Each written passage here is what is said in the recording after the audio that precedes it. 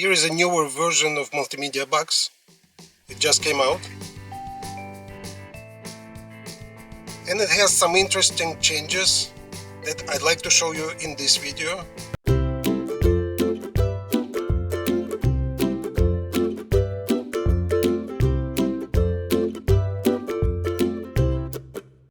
First of all, if you watch my previous video, then you remember when I said this.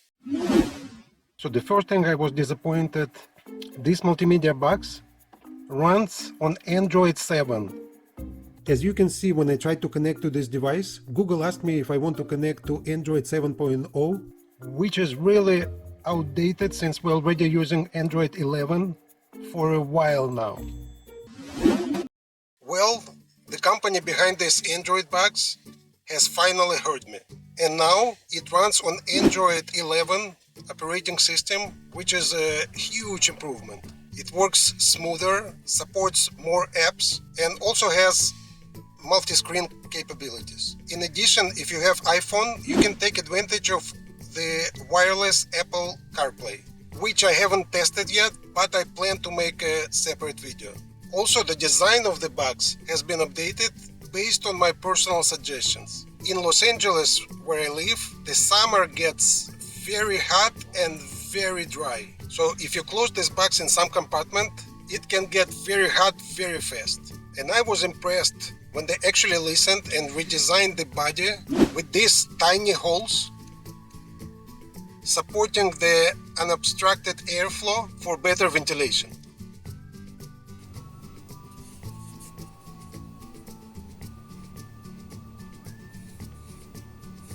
I was also asking them to add an ability to connect this box at home, where I can quickly set it up using my high-speed internet, instead of using much slower hotspot from my cell phone. Also, many people can benefit from setting up this box at home, especially those who don't have a touchscreen display in their car, but have touchscreen monitors at home. So the manufacturer added this beautiful HDMI input.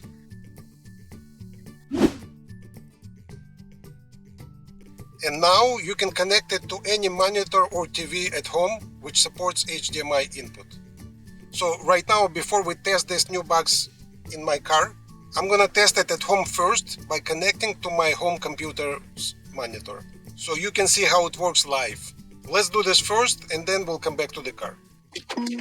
Okay, here's my computer desktop. It's connected to a pair of 24-inch monitors, but we'll need only one monitor for this demonstration.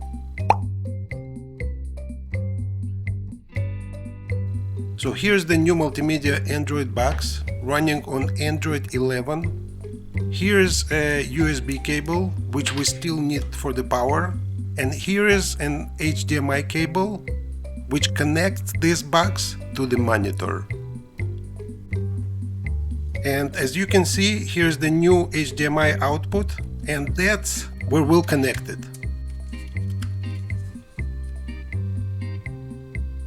Here is a USB output that we usually connect to the car, but this time I'll connect it to my computer just as a power source.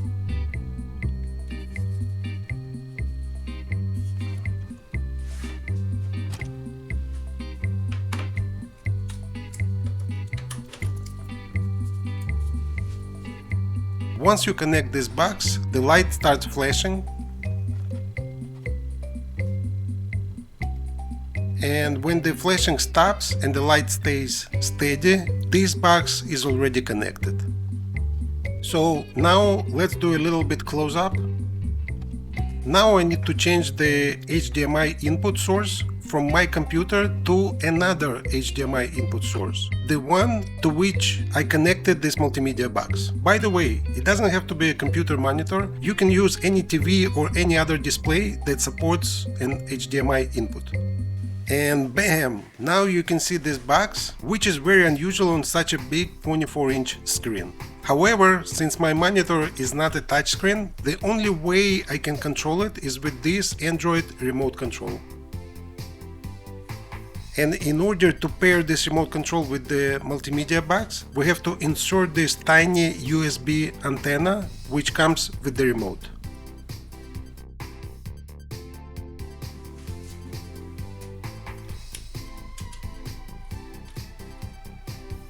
So to program this Android remote control, hold it about 3 feet away from the box. Then press OK and the home buttons at the same time.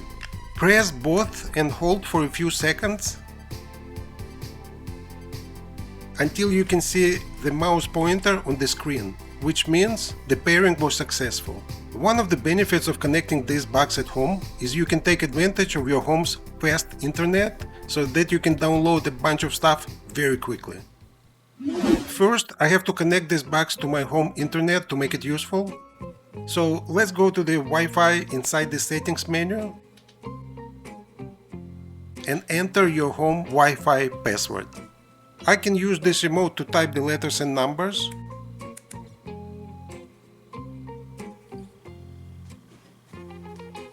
If you need to shift to a special character, press the function button, which works like the shift button on your computer's keyboard.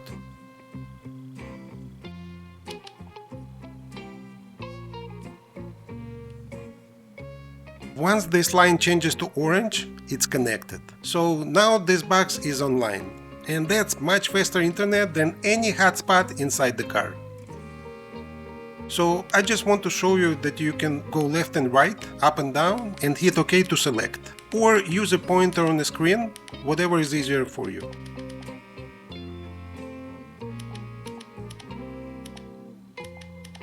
Next, you need to go to Google Play if you want to download any apps. You need to sign in to your Google account to take full advantage of your box. You can secure this box with the password, but I don't recommend it. Watch my previous videos where I talk about security, the link is below the video.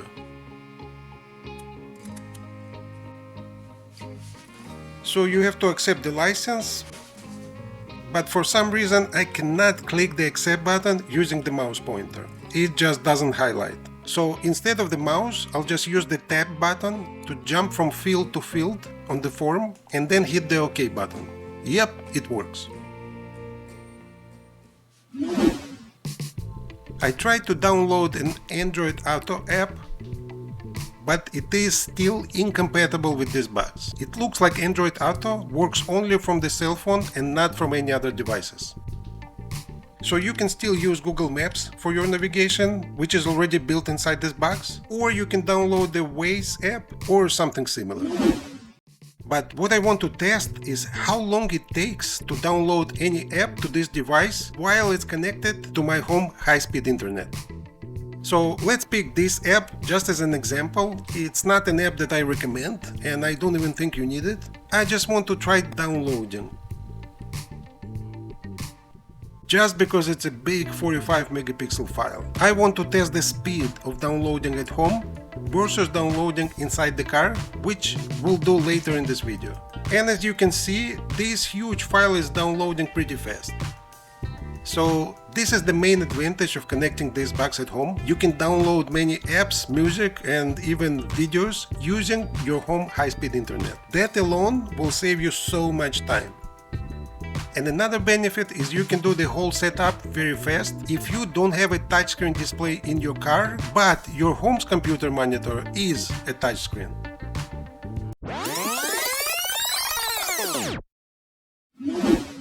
It took me less than 90 seconds to download and install this colossal app. If I did something like this inside of the car, that would take about 20-25 minutes. It may take even longer, but I'll try it inside the car later in this video. Let's also try a YouTube app using this remote.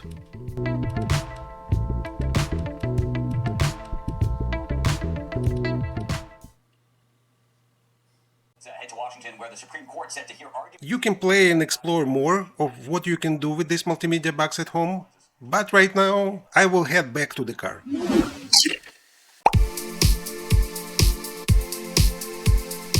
There is a USB Type-C input on one side of the multimedia box, that's where you insert the cable which connects to your car. Then attach the opposite end of that cable to your vehicle's USB input. Make sure to use the correct USB input with a small phone icon. The same input that you use for Apple CarPlay or Android Auto. I instructed the manufacturer to include both USB cables for cars with Type A and C, with every order made via my website. When you connect it for the first time, you see this data protection notice. Just hit accept and start. And then there is a new cool intro.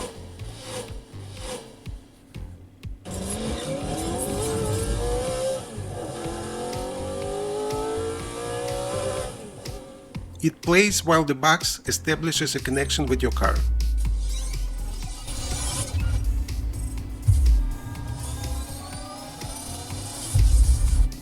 Then you see another warning.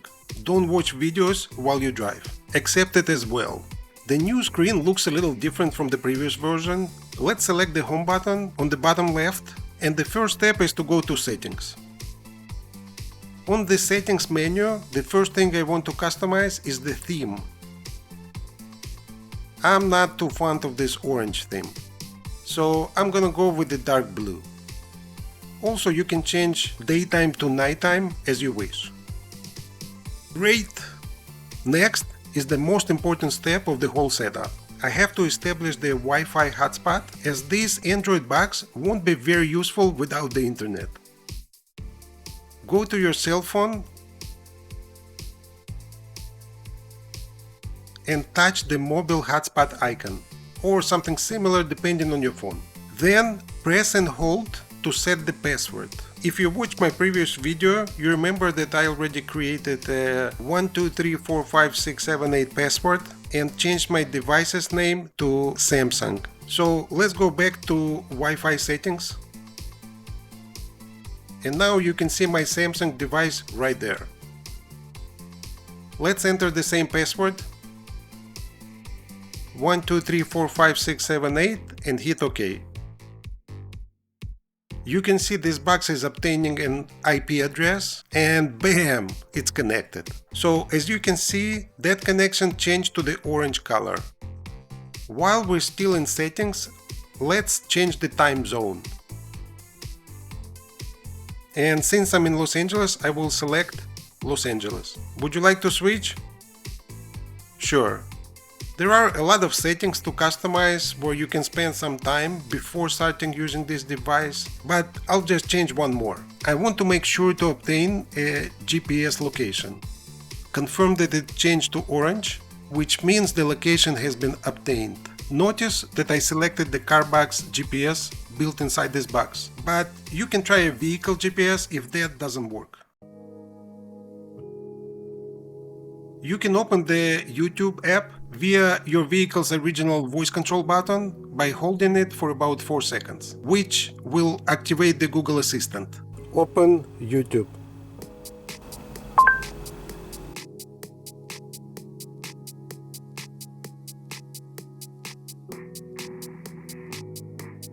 Or you can use the shortcuts on the left side of the screen.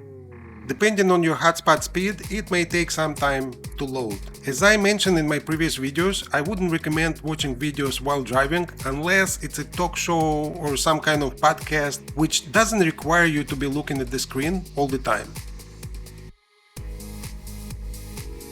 Something, for example, like this one. So you can listen to some videos the same as you usually listen to the radio. The YouTube player automatically adjusts the resolution based on your internet speed. So now it plays in very low resolution of 144 pixels, and it's because I'm in the area with a bad reception. But you can manually change the resolution to a better quality. Let's say I'll go with 720p, which is high definition. Well, since I'm in the area with the poor reception, it will buffer for a little bit. But then I can watch YouTube videos in much better quality, as you can see. You can use your Google Assistant with the voice control button or by touching a shortcut on the left side of the screen. Basically, you can ask Google anything you want. What day today? It is Monday, January 10th, 2022. Or, for example, let's ask, When is the next hockey game? The Bruins will face the Capitals today at 4 p.m. let's ask a little more difficult question. How old is the planet Earth? The age of Earth is 4,543,000,000 years. Now let's get out from here and let's set up a Bluetooth.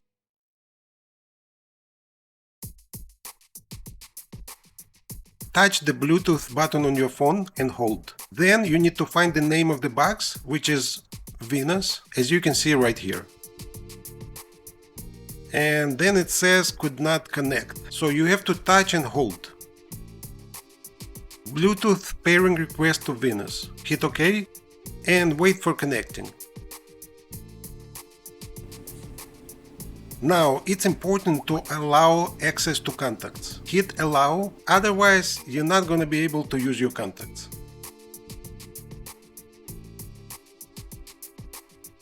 I can call using the keypad by entering any phone number.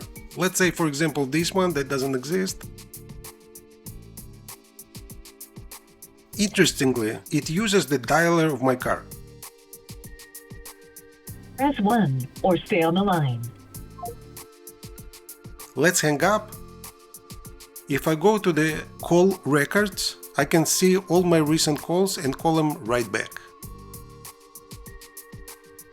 Or you can go straight to contacts, find whoever you want, touch and call. Very simple. Now, there is a cleanup button which cleans the memory of this multimedia box. I recommend using it once in a while, especially when this box is acting weird or something isn't working correctly.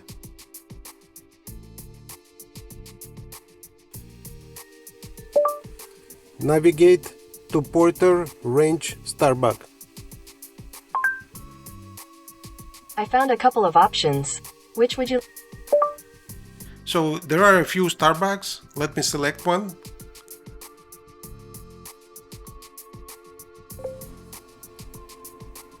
At the beginning of use, the navigation works kind of slow, but once you start using this Android box more and more, it learns your ways and starts working faster, and the quality of navigation improves in time. Hit the start button to begin guidance. You can customize Google Maps. For example, I want to see the traffic jams on my map to see the whole picture. Let's select it. And now you can see those red lines on streets showing you the traffic so that you can avoid it. Or you can touch this X to cancel your guidance. Whenever you see a message to update Google Maps or update anything else, always update it, which takes you to Google Play. So hit update and let's see how long it will take.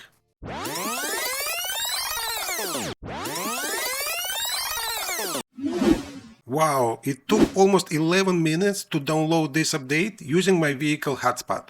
So now you can see the clear advantage of downloading at home, using your high-speed internet, as you saw in this video when I downloaded an app with a much bigger size in just under 90 seconds.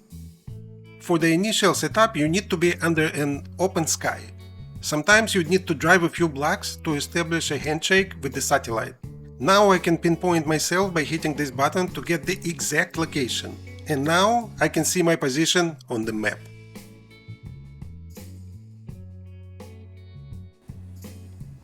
One more detail I'd like to add is the satellite view.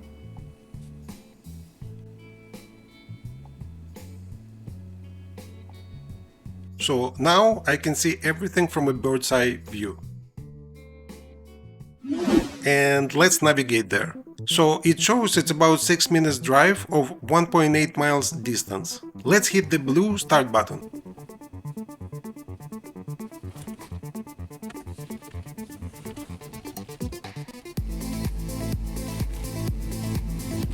Head west on Chatsworth Street toward Fulbright Avenue. In 800 feet, turn right onto Mason Avenue.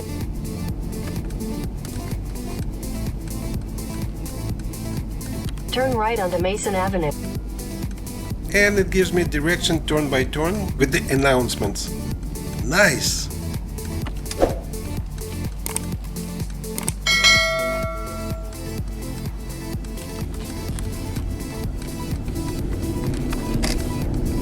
Continue on Mason Avenue for 3/4 of a mile.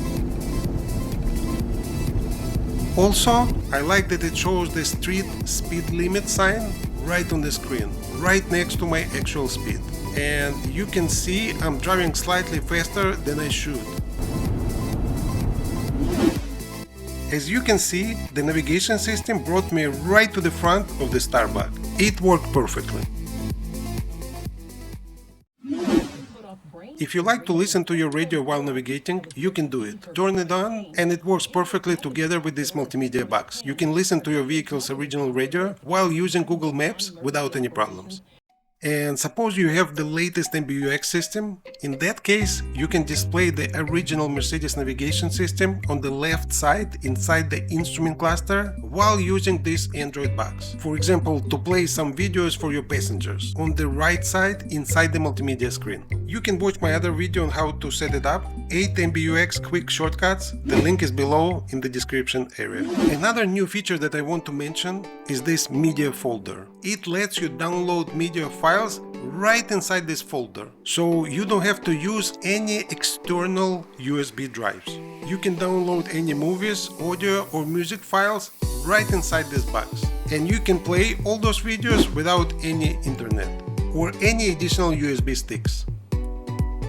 You can even let your passengers control the playback by giving them remote control, so you can concentrate on driving with no distractions. This new box also comes with the pre-installed VLC player, which can play pretty much every media file on the planet Earth.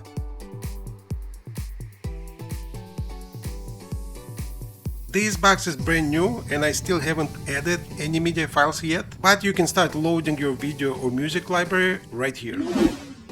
And the last thing I want to show you today is you can use Google Play to find and download any apps you like Waze navigation for example, as I've shown in my previous videos. But not all the apps will be compatible with this device. Also, not all Android apps are compatible with Google Play. Some Android apps that are not verified by Google can still be downloaded and installed via APK. But you have to be careful with those apps. Do some research and trust the company who made them.